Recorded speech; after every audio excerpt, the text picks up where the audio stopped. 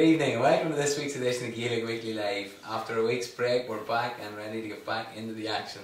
No Marty tonight, lads. I have Jib and Whitey with me. How you doing, boys? Not too bad, right? Good. Sensible talk tonight, no Marty. Sensible chat, and there's a big recoupling in Love Island Whitey at 9 o'clock, so we'll keep it to about 45 minutes. We folks, will, we'll get to see it. The wife is your one to get home early. She has on it. Are you watching it, Jib? I watched one or two episodes. Of course you are, You're flat out. I don't know. It's not my thing. It's enjoyable. Lads, obviously, I suppose we take a quick look back tonight at Fermanagh Donegal. Obviously, Dublin have went on and did their usual thing. Mr. Connolly going to America, and we'll take a look back at the weekend's results and I suppose the qualifiers. We're getting down to the nitty gritty now, aren't we? We're getting down to the business end of the year now, boy. And this is when what teams want to be playing now. Jib, a good win for Trillick at the weekend. Oh, it's a good win now. Your local rivals. Our local rivals. Great win because you had lost a few there, hadn't you? We hadn't won in a long time. Over 10 years, haven't we? Since we last beat them. So always nice to. It was a sweet win. It was, surely. Both teams, it was a start game now. Both teams are short a few players, but you still win's a win. Wins a win. In Tyrone, is a start game the whole squad, or is it the 26? Start game is the whole squad, aye. Whole squad, right. So it's a bit. A couple of teams now, you say they're hard done by. Yeah. I'm sure there's a few players in that Tyrone who haven't got a minute of championship football this year. And yet they've missed five probably games. Probably could do with the games. Aye. Yeah, there probably should be a rule. I think if you're not named in the 26, you should be allowed to play. The Moy used to suffer a lot. They used to lose the two Cavanaghs, Philly Jordan. Then even the wide ones, they had them four wides and they had Neil Dunhay was in the anthem panel. They used to be down 5 county men. Yeah. And saying that the anthem probably wasn't out for too long. No, he only missed kind of the pre-season competitions. That's football.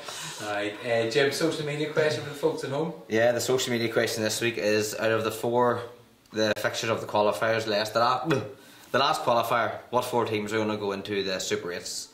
So you have got Tyrone, Roscommon vs Armagh, Fermanagh vs Kildare, Cork vs Tyrone, and Laois vs Monaghan. Okay, and let us know, folks, that draw was of course made this morning. They're all going to be neutral venues, Turin, Turin Nav, and then a double header in Portlaoise. I think the Fermanagh folk are delighted it's not in Portlaoise. Yeah, because there was chat about Portlaoise earlier. I know I'd been chatting to one of the Fermanagh backroom team, and they were saying that, you know, everything was pointing towards Portlaoise, but common sense thankfully seems to have prevailed. Not in Croker, of course, because Michael Bublé was there, but Bublé was quoted as saying Newbridge or nowhere. Yeah, he was thinking he's looking to move to Newbridge. Yeah, listen, I suppose that opened a can of worms, and you have to say massive credit to Kildare for you know, not being short-sighted, and you know they made a few extra pound at the weekend by taking it to Croke, but you know they've a great chance now of making the Super 8s, which will, you know, add to their bank balance and to their. I heard even that the Pope is refusing to say mass now in Knock. He says Newbridge or nowhere. Newbridge or nowhere. Newbridge or nowhere. You know, somebody. I'm actually surprised, Jib, that you weren't in Newbridge. Someone with a savvy business head like you that had T-shirts Newbridge or nowhere. Well, you know, that would have been. With the Kildare I never even thought of that. I did, but it was too late to get them printed. Well, there you are. You can think of that for next week of the Super 8s, because of course John Horan, the GA president, did advise today that Newbridge, if Kildare make the Super 8s, that Newbridge will be their home fixture. Yeah, no, and that's, you know, listen. You live and learn. But that's the way it has to be. Like, you know, just because that mightn't be the ground that some of the other counties have, you know, you can't penalise them because it's not, like, you know. You can you know, look, as much as it was the right decision because they were the rules set out, I suppose you can understand when you take away the monetary value. You can understand the GA's position and the fact that Mayo had 3,500 season ticket holders alone. Can we not, you know, that I can't believe you're going to deny the crowd? They've said they're going to open up the Croke Park so they can let every supporter come to the game, the opportunity to go to the game. Listen, no, I have no sympathy whatsoever for the GA. This is the same GA that we have the 4 most important games of the year on this weekend, and headquarters isn't available because they've sold it out for a concert that has nothing to do with GA. So definitely I would have no sympathy for the GA whatsoever in this. So you would bring in a formation of the Rule 21, no concerts in Croke Park? No, I just think they have to be looked at, like, in your season, you know, like we're in the main part of the season now, and to not have your headquarters available after them making such a big deal of trying to get games in it last week, it just seems ludicrous. Like for me, you know. Newbridge or nowhere.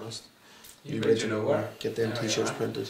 On that then, Kildare 21, Mayo 19 points. I suppose that Kildare midfield and forward line we talk about all popping up with scores. Like massive win. Massive team as well. You know, their half forward line. I think, you know, surprised actually Niall Kelly was dropped from the starting lineup, and he made a good impact when he came on. But when you look at the half forward line of Kildare's, like they're big men, and you know it was set up for them the way the week it went. They had the victory over Croke Park, and you know the crowd really got behind them, and that's the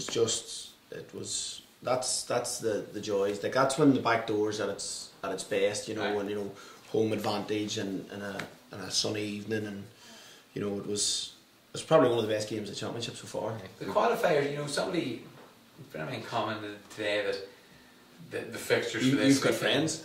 Yeah, when did that happen? They talk to me on WhatsApp, so I suppose, you know what I mean. In this day and age, that's what he called it. Call a friend. But he said, you know, his word were shite enough games, but I think it's very harsh to call any qualifier shite game ahead of it going ahead, because they usually bring so much entertainment. Yes, there's the odd dead duck, but you know, I mean, there's Kildare. Kildare were on a terrible run. Yeah, the league was under major pressure. Mayo were doing their thing. They were still getting through the back door, looking relatively okay. But Cian O'Neill probably went from being the most hated man in Kildare, you know, 2-3 weeks ago, to now looking as if maybe he'll get an extension in his contract. Like, you know, the thing that was going around Twitter, the Wolf of Wall Street scene, Cian O'Neill when he turns up at training the night in the changing rooms, you know.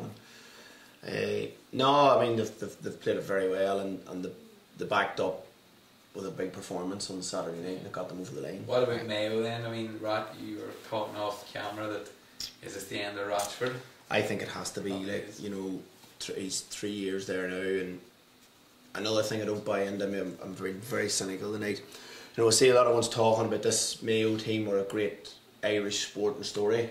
You know, I don't buy into that at all. Like, you know, the 3 years now under Stephen Rochford, they haven't put a trophy on the table. You can say, albeit they've been in 2 All-Ireland finals, and might if this Dublin team, you know, if they hadn't come across this Dublin team, but they might go down as the best team not to win All-Ireland. This is the same Mayo team that got rid of managers who won a Connacht title for them because they didn't think they were up to the standard, and since that they haven't, you know, they've failed to put a trophy on the table. So I think a lot of people in Mayo need to be looking long and hard at themselves, and it's just where do they go now, who comes in, or you know, what's the expectations now. But I think probably from Rochford's point of view that 3 years maybe is enough.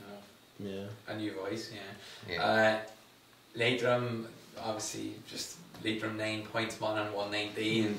So what we expected, not you know, I suppose in the end of a better finish to the season. A bad start for Leitrim, a stronger finish, got a couple of more better players back in, and Mulligan, who's a friend of the show, of course. So, but Monaghan march on, and you know, that wee bit of momentum. The back door's been kind to them, hasn't it? Fixture wise, they've great draws. Like they've 2 Division 4 teams, you know, and their forwards have really stood up in the qualifiers. They're racking up some massive scores. Like but in fairness, you would expect them against Division 4 teams, like, you know. You know, there's they've had a simple path so far. They have, you know, they haven't been tested. It's been a token. I don't know what they've learned from their last 2 games now. Is it a case that this Monaghan team's been around long enough? Rourke knows they've been in those big days. Is it a case that they now know? They know what they have to do, and maybe a simple enough path to the final isn't a bad thing, squad wise. I would say, like, cause funny listening to Malachy. Like, I was heading to training in Longford on Saturday evening, and Malachy, there was an interview with Malachy on News Talk, and he spoke about, you know, in his time in Monaghan, this is the first time that they've been able to be in the competitive part of the season, and, you know, playing qualifiers, and they've been able to rest men that have picked up niggles, or they've been able, like, you know, we took 3 or 4 boys off at half time at the weekend. The job was done. You know, Fintan Kelly, boys like that who had niggles, you know, were he's able to give them rest and still win and still, you know, get the momentum up. So, as he said, you know, they've served a great purpose for him, because he's got a good look at his whole squad in the last 2 games. Like, and you know, they'll be going into this weekend's games very, very fresh, is what he said. Like, so, you know, it's very positive for them. Yeah, so the march on Leash obviously up next. Calvin Tyrone, which is here down in Rooster Park. We were we sold some ice cream on Saturday evening. I was chatting to him on today and he told me he could have sold double it. We could have sold double it. Ice cream and water. Riff was saying he was... And you know the Calvin men were in town because... they didn't buy a thing. I was walking down the aisle, the next thing a boy walks in with a trolley of water, and I didn't know him from Adam. He wasn't from the Gales or he wasn't from Fermanagh. Sure enough, fishing Calvin. Started selling them. And he's selling water. Ah, sure. God loves a trainer. Fair But just on that, folks, you might have seen on Sky, actually, courtesy of Gaelic Weekly, the drone was up in the air and it just showed Brewster Park over from above. Jib, as you well know with drones, and the guys at Sky give us a shout out, and I mentioned it, and Paddy got a tour of the Sky van, met Rachel Ways and all his heroes. So it was great. Paddy had a great time, did you, Paddy? Yeah. Good. So Calvin 112, Tyrone 18, but it's a good enough game. Well, people were saying it was a bit dire, but I mean, some of the score taken in the first half was sensational, and Garrod McKiernan didn't deserve to be in the losing team. Yeah, Sean Calvin came out Sunday the game and said it deserved an All-Star, his performance alone. Yeah. Fantastic. Listen, I've been fortunate enough at 4 years working with Garrod. Like, I've been beating the drum. For me, like, he's the best midfielder in Ireland, you know, and he's, like, I know consistently, like, if you look at his scoring stats from the middle of the park, there's not another midfielder in Ireland that can match him, and it was like a one-man band on Saturday for him. But I think probably the disappointing thing from a Calvin point of view, and maybe a lucky thing from a Tyrone point of view, Jib, is that Calvin didn't really push up. You know, if they had committed a few more men forward, they would have really put Tyrone to the pin of their collar. Like, you know, Tyrone, I thought, were very good in patches, but equally were also very poor in patches, and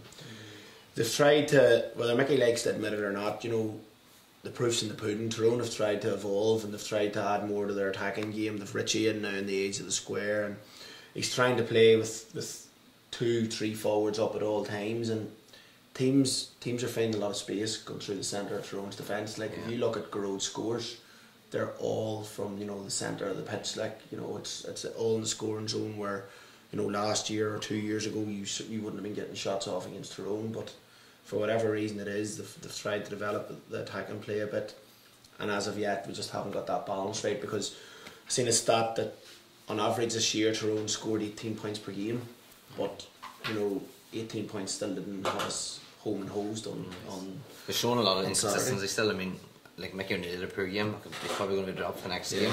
McAllister was very poor, and Ronan O'Neill comes in and has a good game.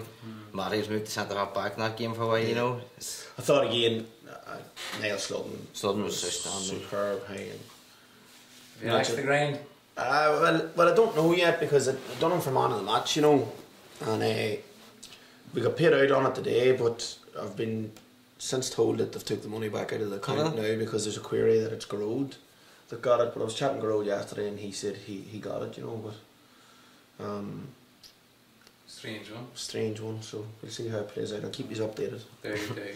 I suppose a man said just that, you know, in the last, I think there was 70 minutes left. Yeah, there was 18 minutes on the clock. You know, it was quite tight, and somebody said it'll depend who's conditioned better.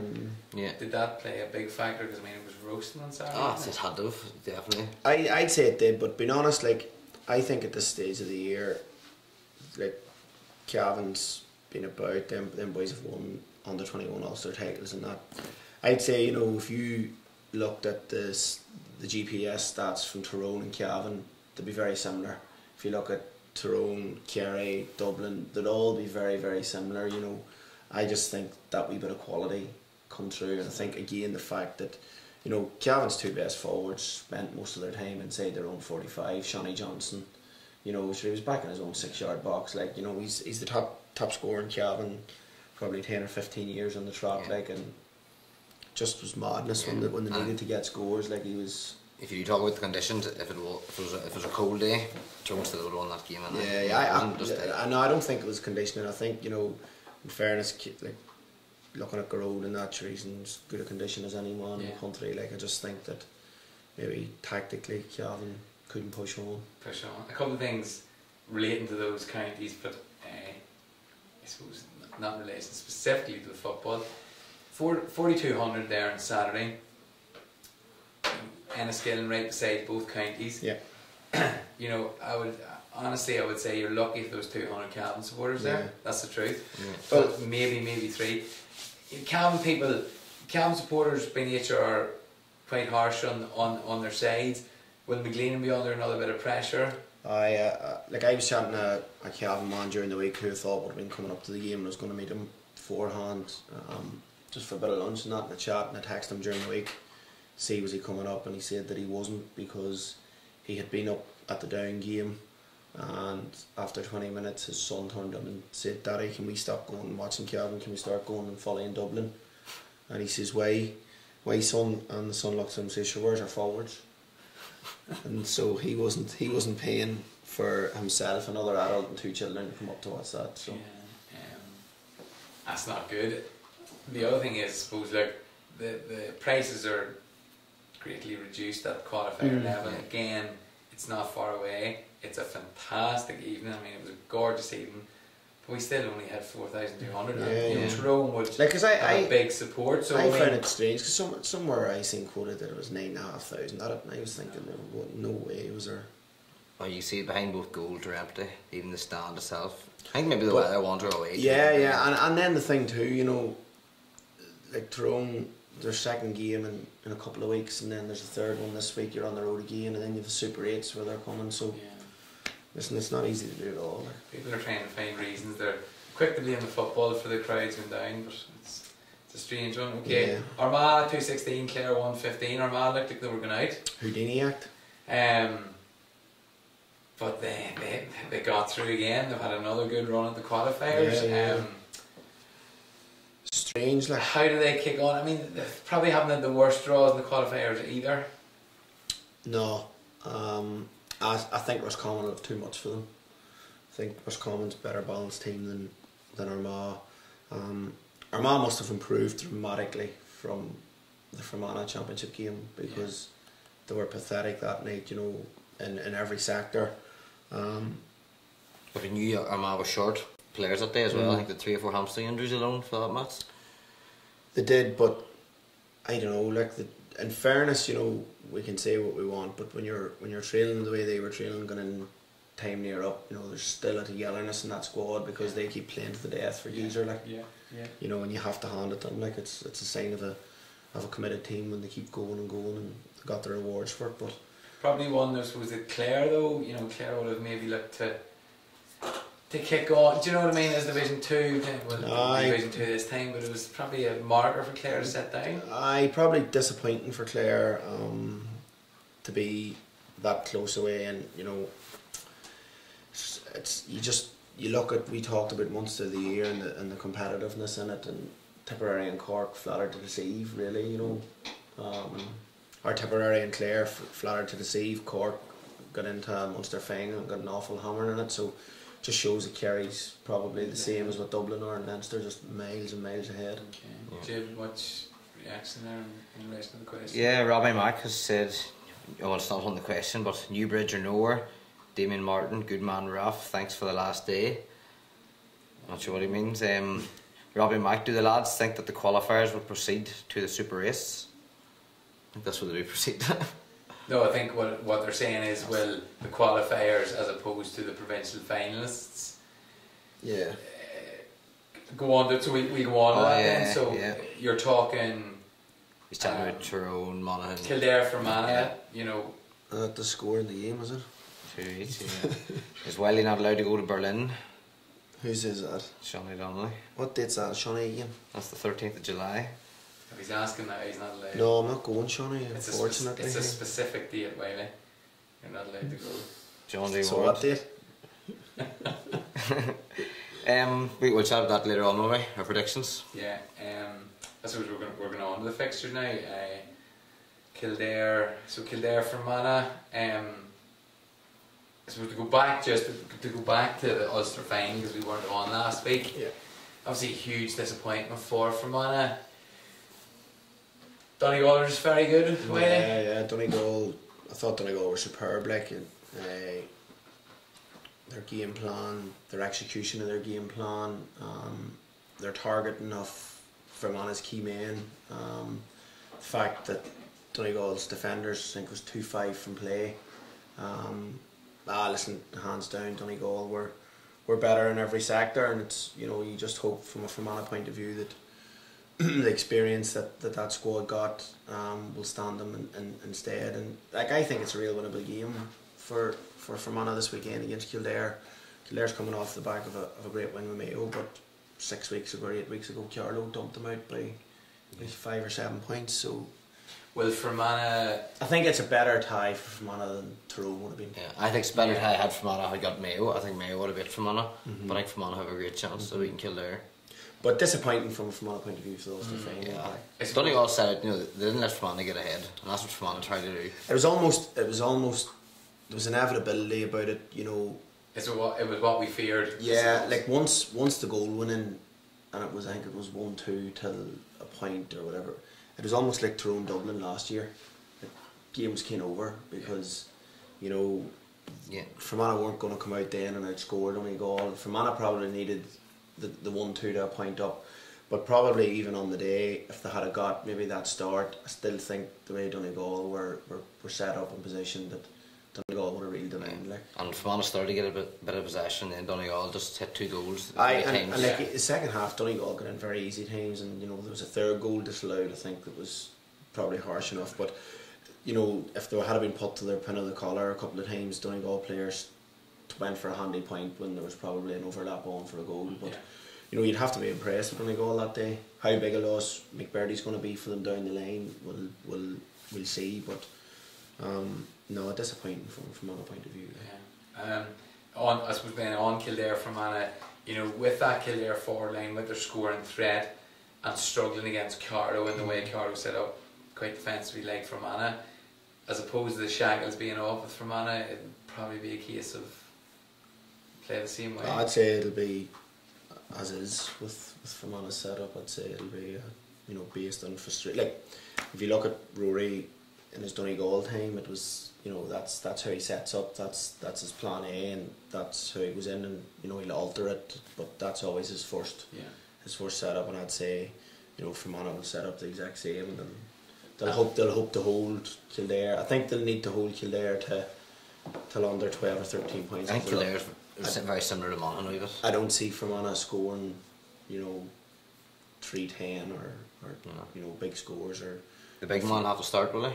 I would think so. Jimmy, you'd be pushing for me I think that's the final. Done very well. But again, so like good to have that option. Again, from a Donegal point of view, I thought it was very interesting. You know, the ball was thrown up. Next thing you look, and Sean Quigley's man's just ran on the full length of the pitch. You know, chatting to Paul Brennan, he was man to man on Decky McCusker, but his instructions was that when Fermanagh had the ball, he got touch tight on Decky, but when Donegal turned him over, he ran him the full length of the pitch. You know, and that's what Donegal done superbly. But it wasn't headless running. You know, they didn't run in and block McBurdy, they didn't run in and block the middle. They run and kept wide, and you know. Paddy McGrath spent most of his time in the Fermanagh fullback. Yeah, that's it. Like, you know, absolute mad stuff. Yeah, and like, you know, it worked for them. They fatigued Fermanagh's best players so that they weren't a threat going the other way. Like, so. Chatting about McBurdy too, out. Yeah. Terrible. It's a big blow. It's a big blow because I suppose that group, if you know, if Tyrone were to come through against Cork this weekend, they've been Donegal of Dublin, say possibly Tyrone, maybe Roscommon. Roscommon, yeah.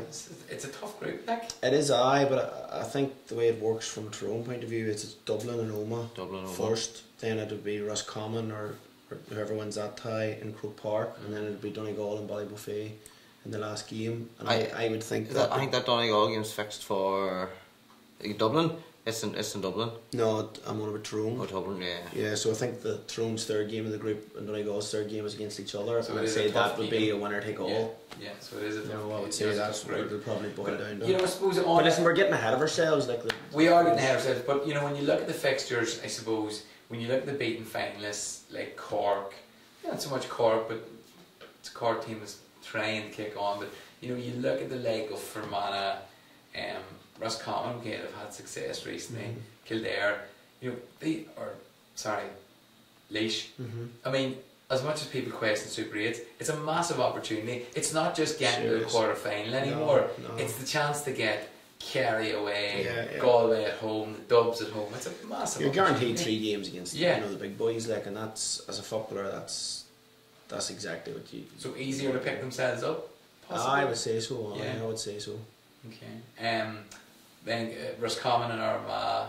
You fancy you fancy Roscommon? I fancy Roscommon. I think Roscommon will have too much for them all over the pitch. Like, like when you look back, Galway struggled to put Roscommon away for long periods. Like, I think there's pedigree in these Roscommon boys. They've won a couple of under-21 All-Irelands. They've success. Like, they probably haven't transformed it yet at senior level, but they won a Connacht title a few years ago, and I think they're a decent I think Armagh could beat them. I think there's going to be a shock. That'll be the shock game. You think that'll be a shock, Jim? That's in Portlaoise before the Tyrone game as well, of course. Just think Armagh seem to be picking up a bit of momentum, and McGeeney's loves the qualifiers. Yeah, like we kept writing off, right? And then Armagh in the qualifiers last year. year. He's giving pundits a bit of stick again, so he's obviously putting something on the wall. Is it 5 Ulster teams we could have in the Super 8s? Or that'd be good to see. Mad, isn't it? Super perspective, yeah. Tyrone Cork then. It's the right spin, isn't it? For both. It is. Tyrone's not firing, as we said, like, compared to other years, but they're grinding out results which they haven't had to do this past 2 years. And like I've said on here a few times that Tyrone went through Ulster this past 2 years, won it easy, and the first team they met out of Ulster knocked them out of the championship. Mayo in the quarter final 2 years ago, and Dublin in the semi final last year. And I think Mickey's got a chance now. He's got to look at the likes of Harry Lougher and men like that who wouldn't have got games in the Ulster Championship or stuff like that. But I think the development, it might be better for Tyrone. I still expect them to be in the Super 8s, and I expect them to be in a semi final, being honest. Yeah, because I mean it really takes on a different man in the Super 8s. Tyrone are just by, we don't think they're as good as they could be, but like, the fact that then you get the Dubs and Omagh. Yeah, and like the thing is that we haven't mentioned about the Super 8s, like I think it's 3 games in 4 weeks. Yeah, isn't it? Like you're going to need 24 players, because for players at that level to recover and to keep going, and like a lot of ones will have got the Super 8s and maybe only used 18, 19 players, and then all of a sudden a man that hasn't got a game in 4 or 5 months is thrown right in. Whereas Tyrone have got, and Monaghan the exact same. They've got using the panel, they've got running the lads, and that can only bode well for them, I think, in the Super 8s. And they're well conditioned. Them top teams are well conditioned. Them boys are going to play. It's no bother for them boys to play 3 games in 4 weeks if they have to. And then Monaghan Laois, do we see Monaghan? I think Monaghan will win again. I think Monaghan will have too much there. Monaghan are still a top 5 team in Ireland, I think. Yeah. Listen, Monaghan were well beaten. Not well beaten, but tactically were well beat up a stick against Fermanagh, and Fermanagh pulled off a great win that day, but it didn't make Monaghan a bad team, if you get me. Like it. Somebody pointed out to me today that, he said it ironically, it wasn't irony, but it could have been a stroke of luck, that if we'd actually have lost to Monaghan, we'd have been playing Division 4 teams through the qualifiers to get the Super 8. It's funny the way it works out. It's almost like England in the World Cup. Yeah, so we're going to win it as well. That's it. So, well, if it doesn't go to penalties, they'll win it. But I suppose the one thing is, if Fermanagh do go to extra time and then free kicks, the one thing we do have is free kick. Yeah. So just on that, I was probably a bit surprised Tomas didn't get a run out in the Ulster final. Yeah, I think it's been a widespread topic of conversations last week. I was surprised, we kicked two massive frees against Monaghan when he came on. I probably was a wee bit surprised. Surely, whenever they're chasing scores, it was obvious, man, to bring them on as well, bring them all on to hell. You're chasing scores, Tomas Corrigan's going to get you scores. It was strange now. Yeah, there was something, maybe a niggle or something. But we don't. It wasn't that. It probably did seem. Yeah. You would think, but just a few comments here, Rory, to get through a few of them. Joey Burns, what's the opinion on Mayo going out to Kildare Do you think it's an upset or not? Can Fermanagh match up to Kildare? Well, I don't think it was an upset, anyway. Mayo losing Kildare. No, It wasn't technically it was an upset, but I think Mayo's a dying team. I think you're going to forget about Mayo for a couple of years, until they get a new breed of players coming in. Listen, it's probably an upset because this Mayo team, everyone's talking about them being a great Irish sporting story, which I don't buy into. But you don't bet much. It was probably a shock from that point of view. But again, we talked about it. Carlow beat Kildare 6-8 weeks ago. Yeah. So Fermanagh's going here full of confidence. I think they've a big chance. Yeah. Oh, they definitely have a chance. Park champion. Michael McAlone, not fair Dublin getting 2 home games. I think that's a lot of talk going on about that there too. The Jays coming out and saying that Croke Park isn't Dublin's home, that their home's Parnell Park. Oh yeah. So I think it was Kevin Cassidy was saying it's great and all that, but can we just stop saying it? But it's all about Dublin and maybe the fact that they are actually that good a team. Yeah. They are still going to have to go. See, I know, I agree with Kevin. When Kerry were winning All Ireland, after All Ireland, there was no chat about splitting Kerry up into 2 different counties, and for a long time Dublin's always had the population advantage. For a long time they didn't have their house in order, and they struggled to make any impact at senior level, and they've got their house in order and football's buzzing in Dublin, and yes, albeit there's a big financial help, but I think it's just lazy journalism that you can throw that at Dublin, and it's maybe a bit jealousy. Yeah. And you have to feel for them, because at the minute there's a hosepipe ban there for the next month, and the reason is that 50% of it is because Irish Water's pipes are leaking. So And only in Ireland could the head of Irish Water be called Michael Gallen. Michael has a lot to say. Gallen, head of Irish. He was born for that job. Shani Donnelly has went for the 4 losing finalists to go out this weekend. To go out, Shani? Yeah. Kieran O'Doherty has went for Tyrone, Kildare, Roscommon and Monaghan.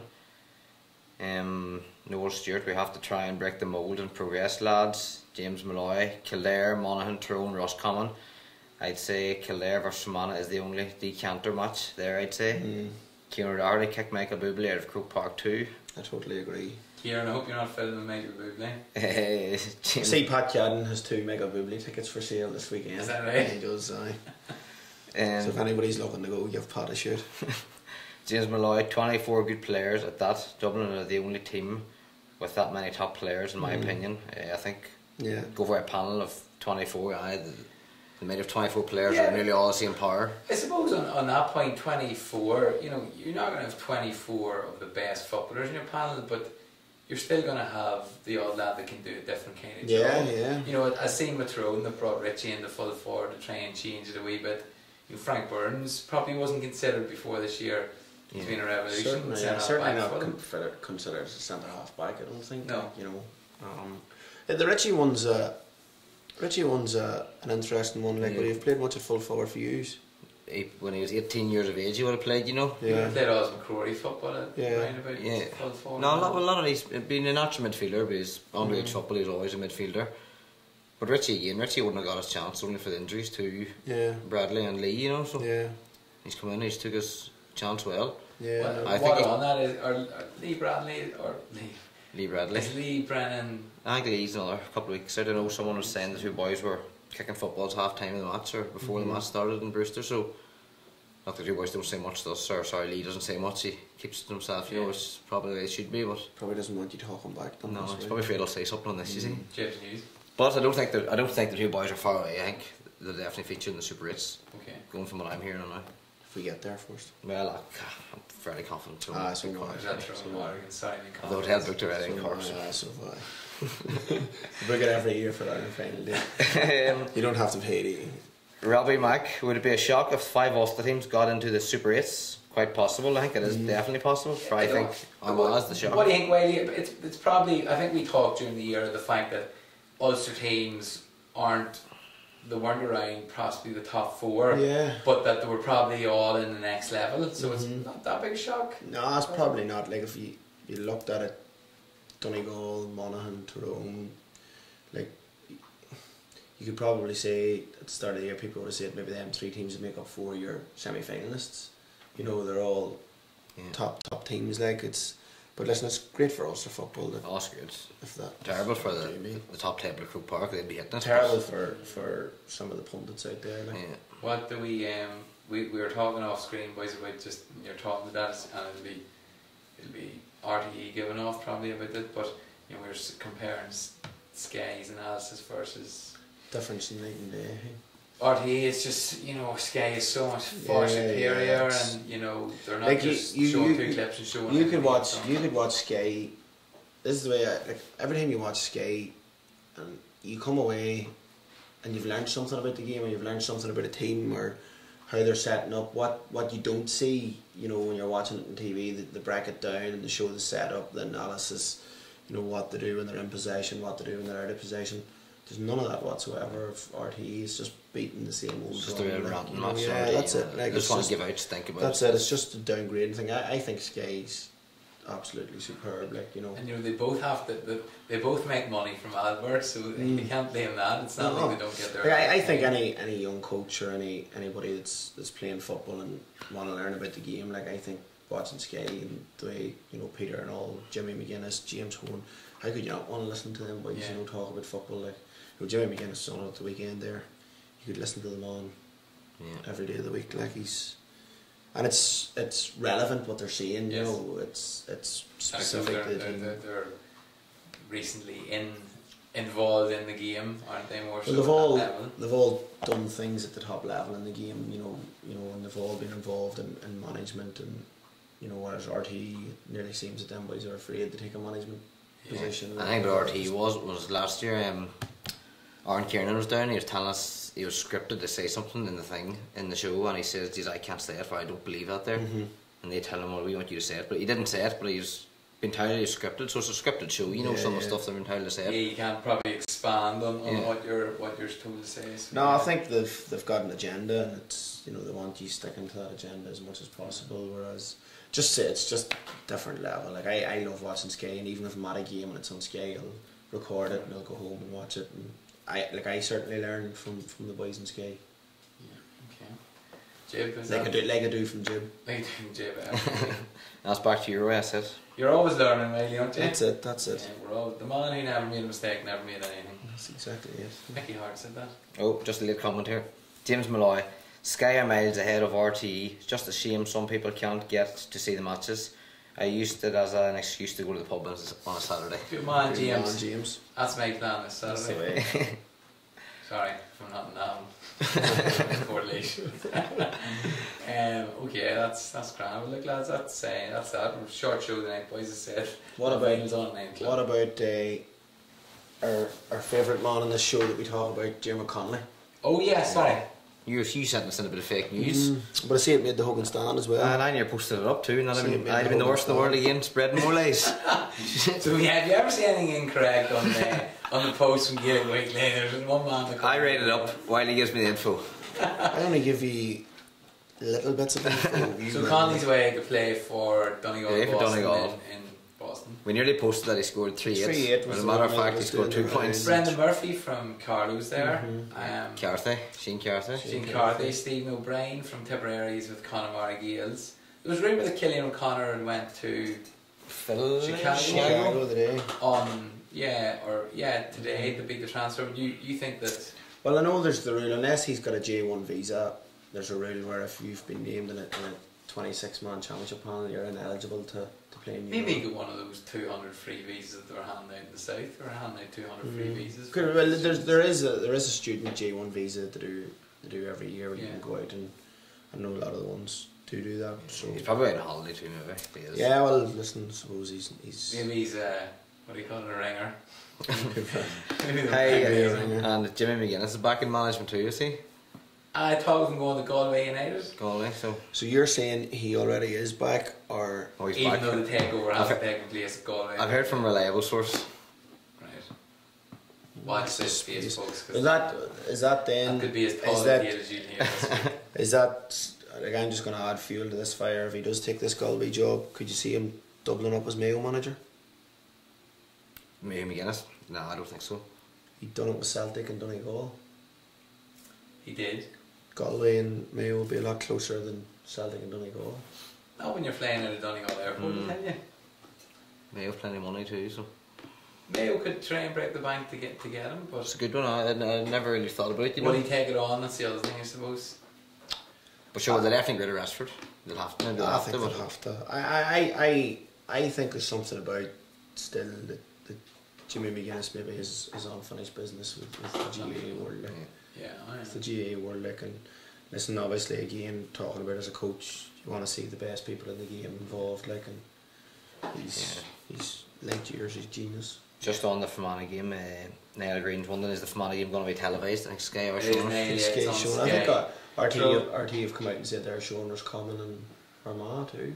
At 3 o'clock. Yeah. Well, the Sky double header had been planned for 5 o'clock, Tyrone and Cork, and then Fermanagh and Roscommon, Fermanagh and Kildare. Fermanagh and Kildare 7 now, okay. And just Dave Moore and Will Monaghan be unprepared for the Super 8 by playing Division 3 and Division 4 teams.